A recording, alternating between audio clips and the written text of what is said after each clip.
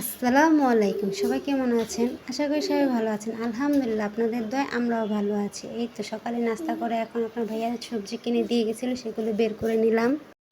আজকে ভেন্ডি ভাজি করব আর ধুন্দুল দিয়ে চিংড়ি মাছ রান্না করব। আর আমার বিড়ালটা এদিকে দুষ্টামি করছে।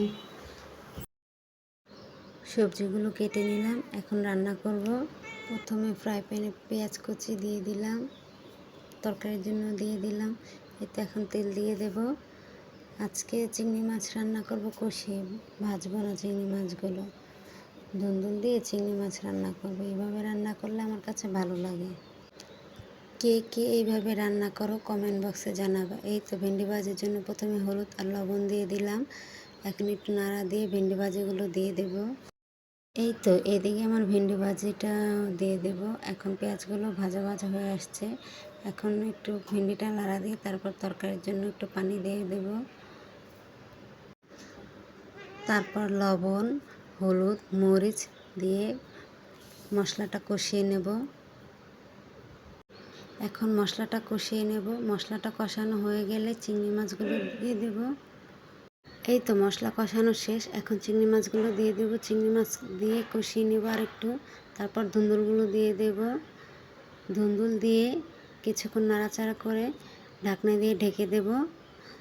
ধুন্দুলে এখন পানি দেব না, কারণ ধুন্দুলে অনেক পরিমাণ পানি ওঠে। এই পাশে আবার ভাজিটা নাড়া দিয়ে নিলাম।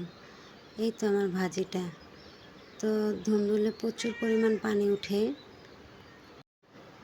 তো অল্প পরিমাণ পানি দিয়ে কিছুক্ষণ রেখে তারপর নামিয়ে ফেলবো।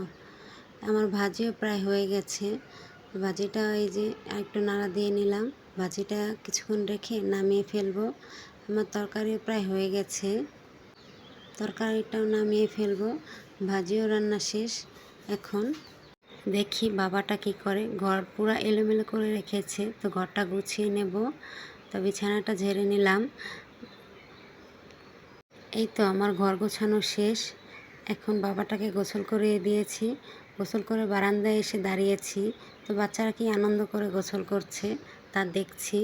এই তো আমার বাবাটার গোসলও শেষ। এখন খাইয়ে দিয়ে ঘুম পাড়িয়ে দেবো। ছেলেটাকে ঘুম পাড়িয়ে মেয়ের জন্য একটা জামা বানাচ্ছি বাসায় পরার জন্য। তো আপনারা কমেন্ট বক্সে জানাবেন জামাটা বানানো কেমন হয়েছে। তো সবাই ভালো থাকবেন। আল্লাহ হাফেজ।